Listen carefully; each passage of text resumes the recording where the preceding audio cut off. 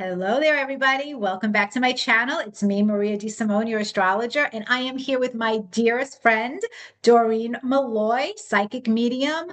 You probably have heard me talk about her before. You may have seen her on this channel with me before. We've done several videos together over the years. And oh my gosh, I just had a flash of our cooking show that we did together years ago. Wow, Yes, that was like probably the first video that we did together back in the day. that was really So fun. Oh my God. You know what? I'll even link it if I remember to, guys. I have a few videos to link because today's presentation is at your request. You guys asked for this, so you're getting it. So many of you have commented and sent me emails asking how our experience at the Bashar event was in June.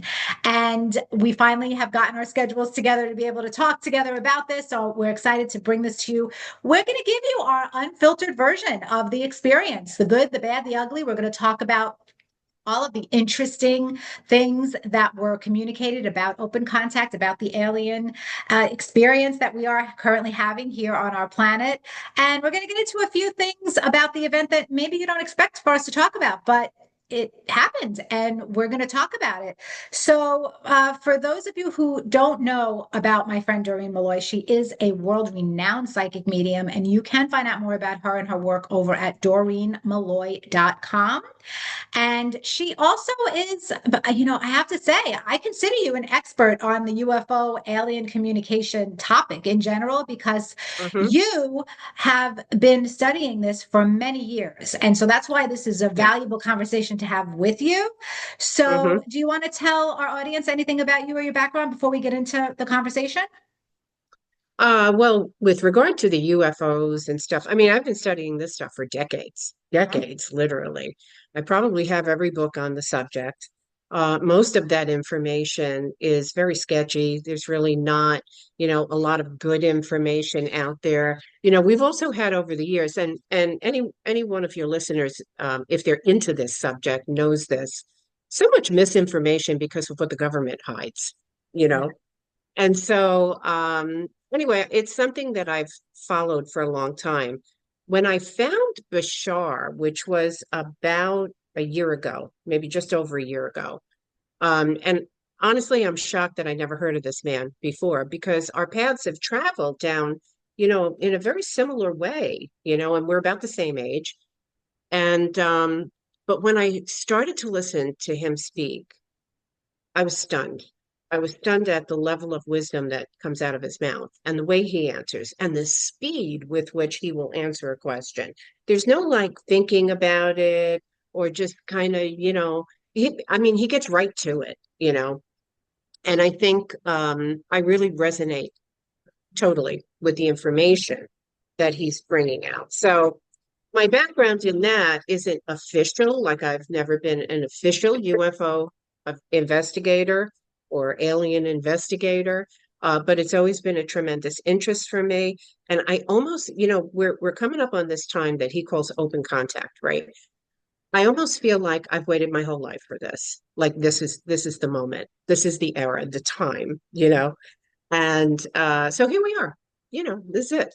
Yeah, and it's Here really we are. fascinating. We found out about him around the same time period and didn't Yeah. know until that night when we were hanging out. And you were like, "Oh, I got to Yes. tell you about this guy." And I was like, "Oh my God, I'm following him on TikTok, and I didn't realize he was channeling aliens. I just thought he was channeling something." And so for you guys watching, there are two other videos that are going to be linked in the description box or maybe in the comments to give you context. Because for anybody stumbling on this video who hasn't seen the other two videos, one I did with Doreen, one I did without Doreen, will really enjoy. I think if you enjoy the whole alien UFO conversation, open contact conversation, you're going to want to take the time to watch these videos. The first one is a video that I did several years ago on my predictions astrologically for alien contact, which I'm going to call open contact thanks to how Open Bashar is, contact. yeah, open Yep. contact. Right. So I made some predictions about the years that I believed open contact would be peaking. And in this video, which was done several years ago at this point, I was pointing to 2027, 2028 Yep. into 2029 very heavily. And I backed it up astrologically. And you could watch that video and see what I'm talking about there. And then lo and behold, I'm at Doreen's house having one of our wine and hangout nights, and she's telling me about Bashar and how he's predicting open contact. So Bashar is the alien. Daryl Anka is the man, the human, the channel, The channeler. the channeler. So the other video that Doreen and I did together was about the astrology of a channeler. And this is another topic that's super interesting to me because I have studied extensively the birth charts of psychics, mediums, mystics, all of my career. I've done presentations on this and research projects on this. And when I got Daryl Anka's birth information, I was astounded at how the symbolism for him being a channeler was so Yeah. strong. There was no denying it. So that's what the other video is about, basically, where Doreen and I talk about open contact and the astrology of a channeler. So you're going to want to watch those videos. It'll round out the discussion, I think. But then Doreen and I had the good fortune of being able to attend one of these live events. Bashar was in New Jersey, but Daryl the human was channeling Bashar in New Jersey, where Doreen lives. So she, I, and her husband went to Jersey to this place in the middle of June and went to this event, and that's what we're going to talk about next. Yeah. So, Doreen, should I hand it over to you? Yes. First, and we mentioned this in the last video we did. Just want to mention we're not official spokespeople for Bashar or his team or his organization. We're really just here to report on our observations and just share with everybody what our thoughts, our opinions are. So just had to Yes. get that out of the way. Yes, thank you. So I've mentioned to you, Daryl has a live stream once a month, right? It's the last Saturday of every month. If anybody's interested, they can go to bashar.org and they can see, where to sign up and all that. And I always attend the live stream, but seeing him in person is really a lot different.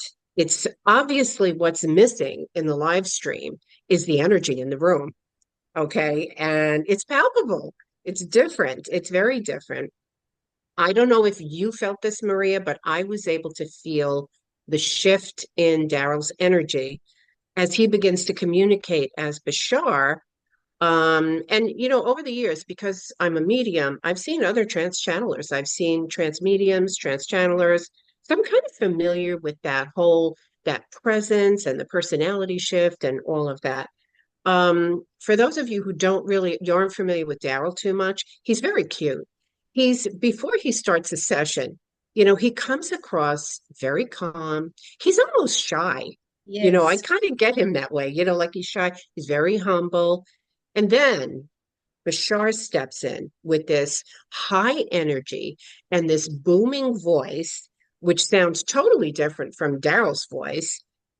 And he really shares a level of wisdom that is beyond anything that we're used to. It really is. You have to really listen. You can watch some of his reels and his clips and just listen to the way he answers people's questions, and you'll understand what I mean by that. Yeah, and what you're referring to is the fact that he can be asked the most Yeah. convoluted, deep, Oh, yeah, mysterious questions. complicated. Yeah. He doesn't miss a beat. He doesn't No. miss a beat. He'll channel the information and he will give a very Yeah. Yeah. intelligent, fascinating answer that Yeah. makes sense. And the way that he communicates that, he's not BSing. You know that No. he's really Yeah. sharing that wisdom, like you said. Yeah, he's very direct. I mean, he gets right to the heart of it. He doesn't dance around I mean, he gets right to it. And, I really just wanted to bring this up because for anyone who has never seen, if you're not familiar with a trans channeler, it's really interesting to just watch that transformation, to experience what it's like to feel a shift in somebody's energy that way. And you will feel it. I mean, I've seen others too. I mean, I've experienced this before. He's pretty big. His energy is really big. So, yeah, so if you have a chance, any of your listeners, if you have a chance to see or attend an event with a trans channeler, do it. Do And it. You'll and you'll enjoy let's it. let's explain to them the difference between a trance channeler and somebody like you who's a psychic medium, because I've Right. been in the company of people who are psychic mediums who are Yes. also trance channelers. And you're Yeah. right. Watching that energetic shift of the Right. human personality transform into the channeled Mhm. energy is a phenomenal thing to watch, to witness, It and really to is. be in the Yeah. presence of. So, do you want to just explain to the audience what is Yeah. a trance channeler? So I channel also. I'm a channeler as well, but I'm not a trance channeler. When I channel, I like to do automatic writing, or in my case, automatic typing, because I actually type faster than I write. Um, and so it's just, for me, it's just kind of getting into a little bit, maybe slightly deeper meditative state, and then I do my thing. But I'm awake. I'm not in a trance state. With Daryl and people like him, he goes into the trance state. He slows down his brain waves so much that it's almost it's the difference is kind of like he's vacating and Bashar is kind of stepping in and utilizing his central nervous system, his voice box, speaking through him, kind of taking over. But Daryl is the one that's allowing that. You have to give permission for that. So the Yes. difference between a channeler and a trance channeler is the trance channeler is not awake. They are in a deep kind of a sleep state almost. Mhm. Their consciousness kind of goes to sleep, and then the person that is coming through, whoever that entity is, it could be spirit, it could be ET, whatever it is being allowed to speak through someone's body. So that's the difference. When I do it, I'm awake, but I'm just in a more relaxed state than usual. Yeah. So basically, Doreen is always Doreen when she's communicating her Right. messages from spirit, whereas Daryl really is no longer, Daryl steps aside and allows Bashar to Hmm. use his body as the vessel, as the vehicle for Yes. communication. And that's Yes. and it's pretty cool to watch. And I Okay. have to tell you, you know what's interesting for me too. I've channeled for many years, and I've always felt that I was channeling guides, master guides, higher guides, Yeah. until recently. Recently, the last few years, I keep getting this sensation of, am I channeling ETs? Because it's hard to tell the difference. It's Huh. higher energy, it's a higher vibration in both cases. But it's just something that I thought about, and I was thinking about that for a while before I found Daryl. So it's just interesting how it all works out, you know? Yeah. Maybe a little sign from the universe for you. Yeah, something like that. So I wanted to talk a little bit about the ETs, the attendees who were there at the event. Yes. It was a packed house. I was Yeah. surprised. I thought it was going to there would be some open seats or what. It was a packed house. This was at Bergen Pack in Englewood, New Jersey. It's a nice sized theater. And the way they work this before Daryl actually steps out on the stage and does his thing with Bashar, they randomly select people from the audience to kind of line up. These are the people that are going to be able to answer questions. Um, but the one thing, we were not selected, unfortunately, but the one thing that I wish was different was the caliber of questions that were asked. And I kind of wish there was some way for them to maybe vet that ahead of time. And here's why. I equate speaking with an extraterrestrial with gaining higher wisdom for all of us. Whatever comes through is really going to be, or it should be, meaningful for all of us. But instead, many of the attendees who were there, and you and I talked about this a little bit, they seem to have a lot of personal problems. And honestly, I feel like many of them needed a therapist, not an alien, Yes. you know? Oh yeah. And, And but, they're all looking for insight. So, like, what was your take on that? I know you were yeah, I talking had a about lot. that too. Your husband and I, we went to town on our opinions with that. I know. Yeah, we Yeah, so did. because Yeah. I had a direct experience at the event with that. So basically, you're right. The event was packed. And Yeah. by the way, let us we're being perfectly clear. This is no reflection on Daryl or Bashar. Oh, Daryl no. and the channeling experience and the quality of information he was presenting was astounding and so worth looking into and seeing, so worth it. But again, you nailed it. This is about humanity. This is Yeah. about a collective experience.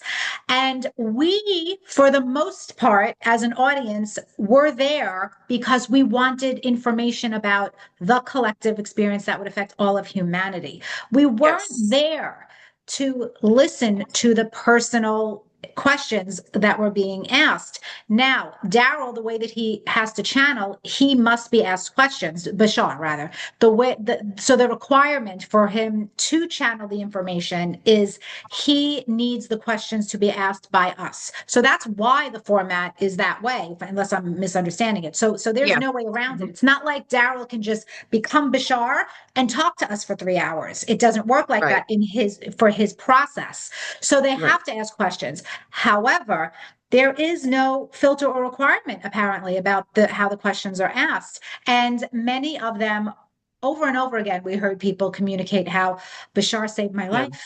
He saved me.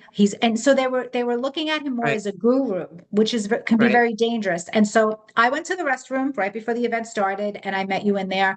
And when I was in the restroom, this woman came in on the phone with somebody crying hysterical, young woman, maybe late 20s. She was hysterical crying. And her and I ended up being the only two people in the restroom because the event was just starting. It was just getting started. So I came out and I was like, "Are you okay? What's wrong? Are you okay?" And she was composing herself. She was off the phone at that point, and she was like shaking, hysterical. Yeah. "No, I'm okay. I'm okay. This is good. I got picked. I got picked." And at first it took me a minute to know what she was talking about because I didn't realize the process Yeah. fully. And she said, "I got picked to ask a question." And she showed me this black card, this some kind of card that said she was one of the people. Right. And she said, "You don't understand. This just made my entire life. Bashar saved my life before having met him, having found out about him. I was a crack and a heroin addict, and I found out about Bashar, and he saved me. His teachings saved me. And so I was happy for her, but very Hmm. concerned at the same time because she was really upset. Like Yeah. I had a Yeah. hard time with her excitement. And so that is the moment. But this was before the event even started. That was the moment for me where I was like, that seems a little dangerous, but I Hmm. didn't want to judge her or anything. I'm certainly not judging her. I was happy for her if she seemed to have found some healing, help, and guidance. But as the event progressed, you and I saw, we all saw, and this was an all day event, by the way. So as the event progressed, many, many questions were my life path, my energy, my vibration. You saved my life. I can't leave. What should I do? What should I do? Well, Personal, also things like relationship questions and childhood trauma and, very, right? very personal things, Very personal things. And to Bashar's credit, he was so compassionate. So he knew the right things to say to these people and wasn't bothered by it. The Yeah. audience was bothered by it. The rest of the audience was bothered by it. There were a lot of frustrating remarks because it was too much of it. And then at the very end of the event, that woman who was being called to ask a question at the end of I guess it was the first part or the second part of the event. I forgot The because it was about second, I think it was the second. the second Yeah. part. Okay. So uh she wasn't called because time ran out. So there were three people left on the line, and the She was one of the one. workers informed them, "I'm sorry, time is up. You're not going to be able to ask your question." And I don't know if you saw it. I saw it. I saw the woman unravel, absolutely come undone. Her back was against the wall. She was inconsolable, and she had to be escorted out. And that proves the point that Hmm. there is a fine line between seeking wisdom from someone who has an incredible access and portal to a higher Yeah. vibration or Yeah. making that person your savior, your guru. And that's the issue I'm having with it. Yeah. Yeah. And now at the same time, there were people there who asked some really interesting questions, Yes. and that was great because, again, when you ask something that kind of can apply to all of us, we all get something out of that. Everybody does.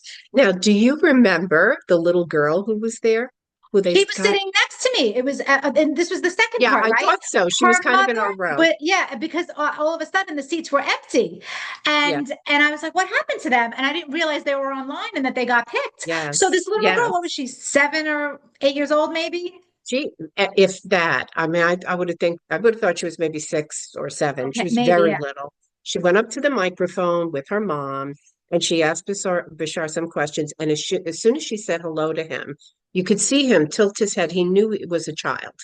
Okay. Because he always has his eyes closed, by the way. If you Yes. guys haven't seen him, his eyes are always closed. But he knew it was a little girl. And I loved the way he was with her. He was very direct, but he was very gentle. And I liked that. And she asked a couple of questions about him, I think. I forget what they were. But at the end, I remember her last question because they already have that clip playing in Reels They online. do? Yes, they have that clip is out. And she says, "Where do you shop?" And the whole audience laughed, you know. She was And he adorable. just said to her, he just said to her, "We don't shop. We have everything we need in our society. This is how it's done and all that." But what was very cute that I really liked was after he finished with her, everybody applauded for her when she was done. And Bashar said before he went to the next question, he says, "This child and all children who are being born now will grow up with the knowledge and the awareness of extraterrestrials in their lives." And that's really it's something to think about because you have to realize this marks the beginning of a new era actually for the history of humanity. It does. It's really something, it's a big deal. It's a big deal. So yeah, so I thought, the questions from her and some of the other questions asked were really good. Some of them There were were, of so course, over my head, yeah, highly yeah, intelligent about yeah, worlds. You could yeah, speak to it better than me, but it was fascinating to hear him answer them. yeah. And he's very good at that, and he's very fast at that. So I want to talk about that for just a second because, as I said, you and I were not selected to ask a question, but they did have a short live stream 2 weeks later because the live event was on June 14th. It was right in the middle of the month. Mhm. Bashar's live streams are always at the end of the month, the last Saturday of the month. So because they weren't able to take questions from the live stream listeners, the event was being live streamed, but they couldn't take questions from them because the audience was so big. They did a 1 hour Q&A session 2 weeks later, and I submitted 5 questions, and they took 3 of them. Bashar answered 3 of my questions. But here's the one that your listeners are probably going to be the most interested in. You do remember before we went to the event, we were having coffee at my house, and I showed you my questions I was going to ask if I was lucky enough to get picked. And I felt very strongly that there might be either a precursor or a hybrid at the event. And so that was one of the questions that I Explain to submitted. the people what that is. I'm They going to don't know. explain what Yeah. that Okay. is. So, a hybrid is someone who has a combination of extraterrestrial DNA and human DNA. Okay. And there's quite a few hybrid races that Bashar has talked about. A precursor is also a hybrid, but the difference is that precursors have chosen to actually live among us within our societies. And according to him, they're in every country of the world. Um, I think they do this to acclimate to our way of life, kind of assimilate, but also I think it has something to do with being able to gauge how many of us can sense their energy. Like, can we tell that they're a little bit different? Whereas with a hybrid might just pop in, every once in a while, kind of come for a visit. Precursors actually live here. Okay. So that's the difference. So my question was, were there any precursors or hybrids at the New Jersey event? He took the question and there was a long pause before he answered. And he said, there were no precursors there. And then he paused again and he said, but there was a hybrid outside the theater. You had to see the moderator's face when he answered that because I'm watching it on screen and she's asking the questions, that were submitted. So there was a hybrid there. And, you know, it makes you kind of think like, okay, did I remember seeing anybody outside that looked a little strange? You Yeah, know, it was so crowded and there was so much going on. Would we there have even was, know? it We was couldn't have even packed. noticed, Yeah, probably. yeah. So yeah, I mean, I don't recall anything, but I just had a strong, strong feeling that there was going to be someone there. And so there you go. Yeah, that was You pretty know, there cool. was. Yeah, there was someone there. So, and he took a couple of my other questions and answered those. And those were about some of the ones that, you know, were more things in the world. I asked him, I'll tell you really quickly. I asked about Yeah. um, Puma Punku, if people know what that is. That's very high in the Andes Mountains in Bolivia, South America. And I asked who built it and how old it was because the precision of what's there is incredible. And his answer was that is an extraterrestrial, it was an extraterrestrial base, and it's well over 10,000 years old. And then the moderator carried that question. She said, well, which extraterrestrial race? Oh, And he said, you'll find out after open contact when the history of your Earth is given to you and the people. So, but I kind of knew that. I knew there was ET stuff there. And then the other thing that I asked about was I asked, were there any extraterrestrials or technology or artifacts on the continent of Antarctica? And his answer was yes, there is an ET base there, and there is ET technology there, as well as extraterrestrials.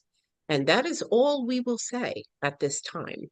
what fascinates me about that is what even led you to ask those questions? Is it Oh, your because these are research things on? oh yeah, I've been Okay, looking at this stuff for a long time.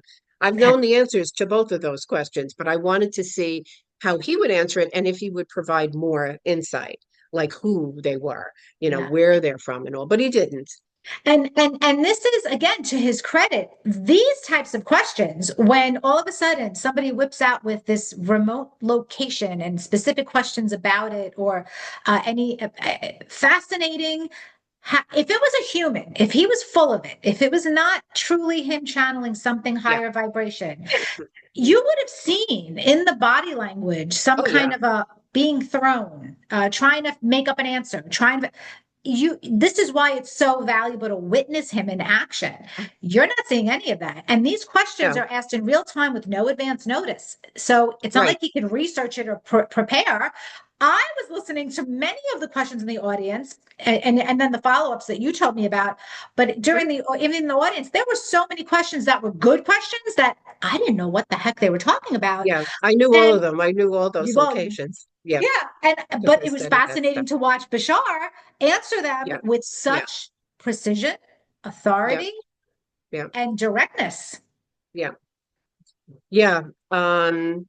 Yeah, he's very direct and he's very fast. Very, very fast. So just to clarify a little bit, one of the reasons we probably talked about this in the first video, but one of the reasons why he's not answering the questions about which extraterrestrial race, where they're from, and all is because he has said this repeatedly that when we have open contact, one of the first things they're going to do is give us the history of the earth and all its peoples because there are civilizations that were here that we know nothing about. Mhm. And so many of these ancient sites all around the globe that have these like giant megaliths, and we look at them like even the pyramids, we look and we're like, how did these people build this stuff? You know, these all point to other civilizations that had technology that's probably higher than ours.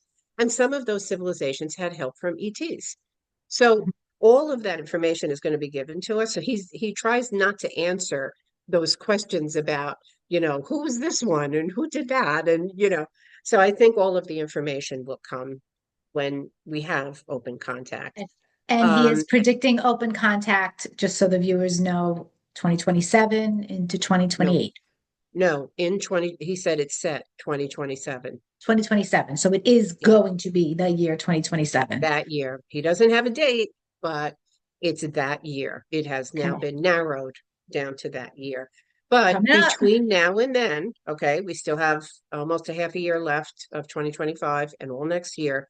Over this next year and a half, we're going to see a major, major ramp up of UFO sightings that are going to be clearer, closer, and just all over the place. We're going to be seeing these. He says it's kind of a way of acclimating us, getting used to it. So it's not such a surprising thing. When open contact begins, there will be some sort of a press conference. I don't know how that's going to kind of flow, if it's going to be a press conference with world leaders, or is it going to be a press conference with the actual ETs? Mhm. He's pretty sure, I guess 95% sure, that the first civilization that will make contact with us are the Pleiadians. And by the way, there was a live stream this past Saturday, and I got another question answered by him, and it was about the Pleiadians. And I said, my question was, since they look so much like us, um, do they have human DNA? And how much advanced are they compared to our civilization? And he said, yes, they do have human DNA, and they are about 2,000 years ahead of you. That's Pretty fascinating. advanced. And the Pleiadians are the ET race. Is that how you say it? The ET race? Yes, Because there's that's several of them. They're the ones that yes. look the most like us, that are going to be the least jarring to our Yes, them, and then following them are going to be one of the hybrid races. So the hybrid races that were all created with ET DNA and human DNA. Okay, so they're hybrids. But there's different amounts of human DNA in some of these races. Like Bashar's race was created with human DNA too, but they don't look as human. They look more alien. The ones that look the most like us are called the Yael. In other words, they have the most human DNA infused with their And genetics. the Okay. reason why they have human DNA is because their races were in danger of extinction at some point in history, and they came to our planet. Am I saying this right? And Yes. they connected with us and borrowed or used some of our DNA to perpetuate their race. And as a way of thanking us, that they are actually protective of our planet. Yeah. They don't want to destroy our planet. They No. are not only protective of our planet, but when they make open contact, they are going to, that's why they're giving us all of the world's history and Yeah. secrets and Oh, everything. they're bringing their technology to us as well, One of my which is favorite going to be questions. tremendous.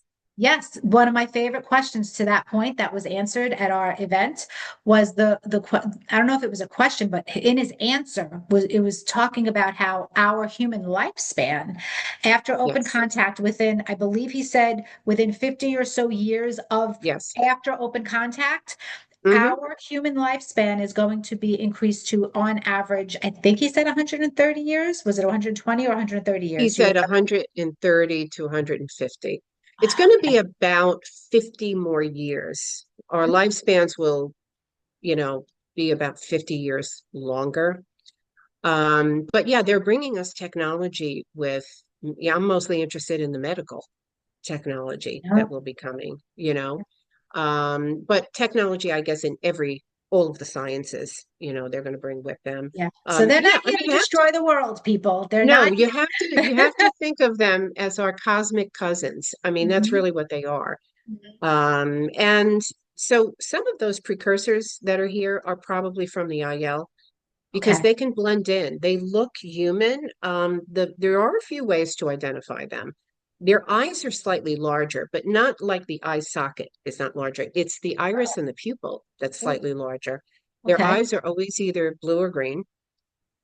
They have 5 fingers on each hand, but they only have 4 toes on each foot. But that's easy to hide. So you have shoes on, you can't tell. Their energetic vibration is higher than ours. So anyone who is sensitive, or if you happen to be someone like us, we're pretty intuitive, you may pick up on that. You may all of a sudden, you could be out and people are just kind of walking about, but all of a sudden you feel something and you look up and you're focused on a person. Pay attention to that because it's probably their energy that's drawing you to them. Yeah.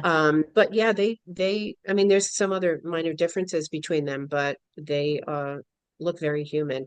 And the ones, just to clarify, the ETs that created this hybrid race aren't really extraterrestrials. They're actually humans.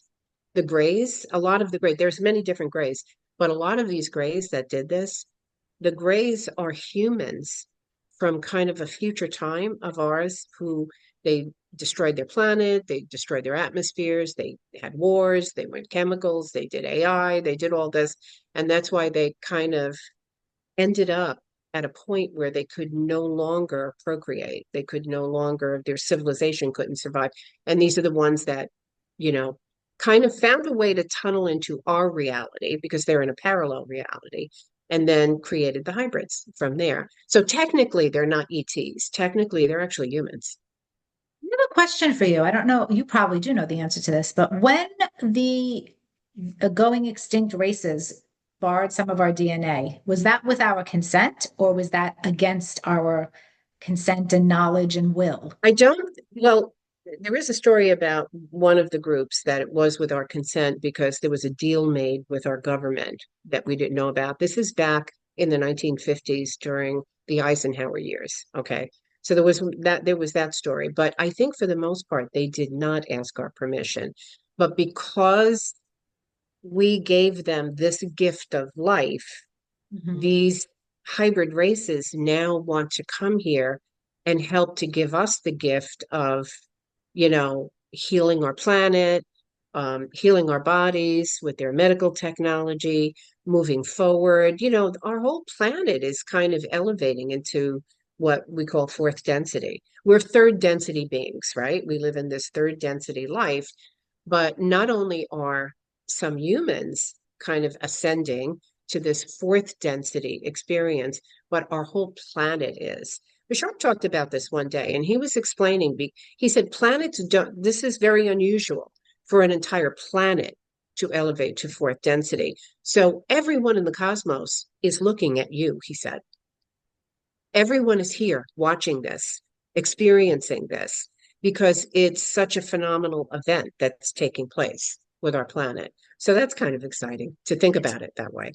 It is exciting, and it's almost like the aliens are trying to redeem themselves for Yeah, the potential sacrifices that were made on by humans yes, on the planet with whatever I don't know if that is what people refer to as the alien abductions that are horror stories, or if right. it happened so long ago that nobody's even alive anymore who experienced that. But it sounds like the aliens are really trying to not just redeem themselves, but to make sure that we know that they want to bring us up with them. They Yes, really do. yeah. So that's So interesting. this is the way they are thanking us and reciprocating for giving them the gift of life again so that they Yeah. could perpetuate their species. And so they want to give that back, but had to wait, I guess, until humanity was ready for open contact. I mean, I think it was contemplated at other times in our history, but we weren't ready. One of the things Bashar mentioned one time, remember the Phoenix Lights? That was 1997. And it was like a chevron shaped ship that flew over Phoenix. It was really big in the news. Okay. Everybody was reporting it. That was the Yael ship. And it was, according to Bashar, it was a test to see if we were kind of ready to explore that in a more intellectual way. But it didn't work out that way because everybody got terrified. And then the government was trying to cover it up. And they said, oh, no, it wasn't a ship. It was just flares, but that was actually one of the tests. And, so that was a couple of decades ago. It was 97. And here we are. But now it's time. Now it's Yeah. time. And I think this is also interesting, and this kind of goes to astrology a little bit. The fact that the timing is 2027. Yeah. And we're going into years where many astrologers are predicting a massive war. And you told me, I didn't hear this myself at the event, but you told me that at previous events, Bashar has made it clear that in the event the planet gets to the point of nuclear war, where it could harm the planet, the aliens are going to intervene. And that is the only situation where they will intervene with our human experience because they want to make sure that our planet is preserved and that our humanity exists. Do Yeah. I have that right? Do I have that story right? Correct. Yep. Okay, so You have that what I right. find interesting about that is I'm not a mundane astrologer, but I certainly see the astrology in front of us that points Hmm. to the potential for war, that World Yep. War III potential, the significant energy. It's there, but so is Yep. open contact. And I'm Yes. so fascinated to see the intersection and what is going to be happening because a lot of astrologers are predicting that this war is starting next summer, Hmm. 2026. So if it's beginning at that time, then we have this open contact in 2027. And is the reason for it related to this potential No, war I don't think situation? so. The No, timing I of don't it think so. is just, it's The timing fascinating. of it is interesting. Yeah. But no, I don't think so. And just to clarify, yes, what he said was if a nuclear warhead like that could destroy the planet was fired, they would stop it. But they're not stopping the skirmishes and Right. what's going on in Gaza, what's going on in Russia Yeah. and Ukraine, or any of these other locations. Even if there's some nuclear material in there, it's not enough because one of the things you need to understand is it doesn't just destroy our planet, it destroys them also. This Hmm. affects the universe, it affects the cosmos Yes. around Yes. us. And so it would affect their ships, their communications, it would affect many things. So there's a rippling effect if a nuclear bomb were to go off, a big one. And of course, they want to protect the earth. They are here protecting us because they were here creating us to begin with, Yes. you Yeah. know. So yeah, we're the ancestors. We're like the ancestors. You could look at it either Yes. way. I don't know if to say they are our ancestors or we are their ancestors, but we're closely tied together. So there's great protection from them. Do you know of any other alien channeler besides Daryl Anka and channeling Yeah, Bashar? you could check out Sheila Gillette. She's very interesting. She channels, and I haven't heard her too much, but I've listened to her a little bit. She channels a group of 12, she calls them like archangels, and they are collectively known by the name Theo. So she Okay. call- she channels Theo, but it's a group that she's channeling. It's like a group consciousness. And so Sheila Gillette is pretty interesting. There's another woman, I forget her first name. I think her last name is she's Scandinavian. She has a hard name to pronounce, like Winky or something like that is her last name. She Okay. channels the Yael. Oh, She channels the Yael. She's in okay. Scandinavia. So if you go onto Google and you just put who channels Yael, her name will show up. It's a hard name to pronounce, and I can't think of it off the top of my head. Um, so she's kind of interesting. There's another guy I've seen also only once or twice. He has a bald head, but he's got a bunch of hair on top of his head, but he's kind of interesting. And then there's what's the other guy's name? Lee Harris. His name is Lee Harris. He's like the Bashar in the UK, and Oh, he okay. channels, okay? And he also is a professional singer. And at some of his events, he'll sing. He's got a beautiful voice. So he's like, and he's also bald. He's a little bit younger than Daryl is, though. His name is Lee Harris, so you could Okay. check him out. Um, there's quite a few. There's quite a few of them. There's others also. I love hearing about that. And it would be super cool if there was ever an alien channeling summit where they all There came is. together to Yeah, they do some. are. They do They have do that? it. Yeah, they do it. They do it in Sedona. Yeah. Okay. Yeah, Our where next they trip. have it's a summit where yeah, there's a bunch of them. They come together, they do an event, and then I guess maybe like they'll each do 30 or 40 minutes or whatever of Oh, their that's, thing. So it's an all-day event with all these different channelers. So oh, that yeah, I why have, don't so I you have do to look at. that? Why don't we do that? Well, okay, that's our next trip. Done. So It's next trip. we Sedona, gotta here look we into go. it.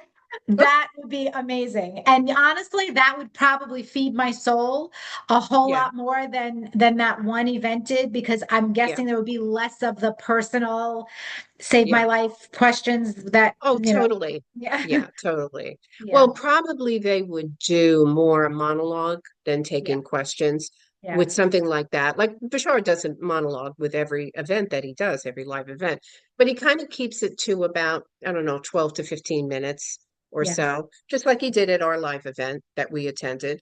But I'm assuming that, if you're going to do an event with all these different channelers, they're going to do monologues. So Yeah. it's not going to be so much questions. And there was a beautiful guided meditation. That's how the event Oh, it was ended. awesome.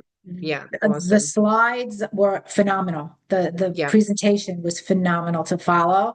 And I yeah. mean, it took you to the universe. It really did. It And so does. do you have any other points that you wanted to discuss or closing thoughts? Because Yeah, just one that I wanted to bring up because this was a question that Bashar has been asked a couple of times and he's not answering it.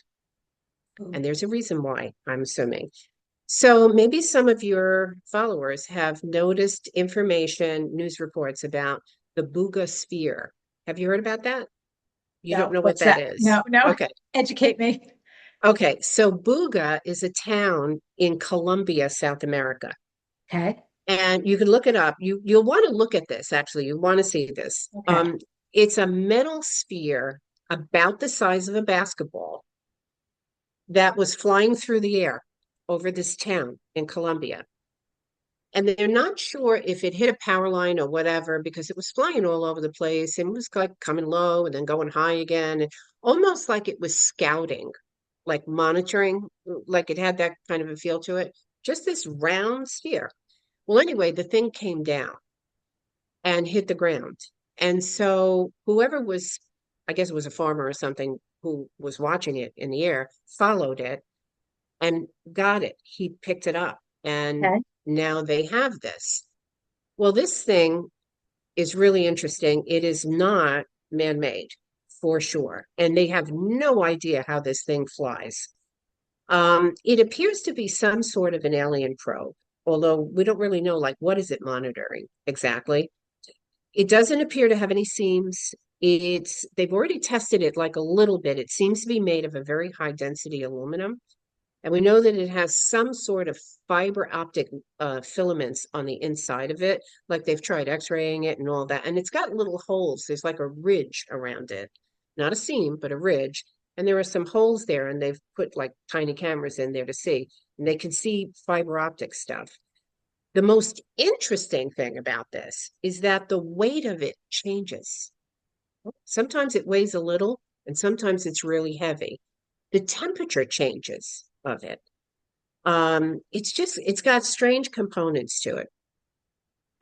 So, what's different about this one? What makes this one different? Because there's another one flying around over another town in South America called Yamba. It's the Yamba sphere, they're calling it, right? Jeez. And there were other ones also.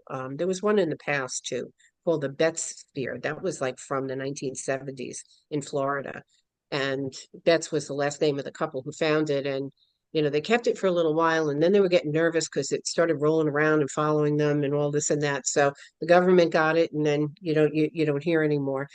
Yeah. But someone at our event, the one we attended, asked about the Bugosphere, and his only comment was, "This has not been vetted," or "This has not been vetted yet." Okay. Okay, because I remember he said that.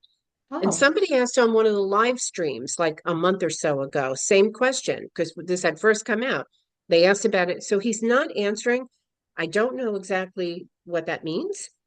I Hmm. don't know why he's not giving more information about it, but we are asking.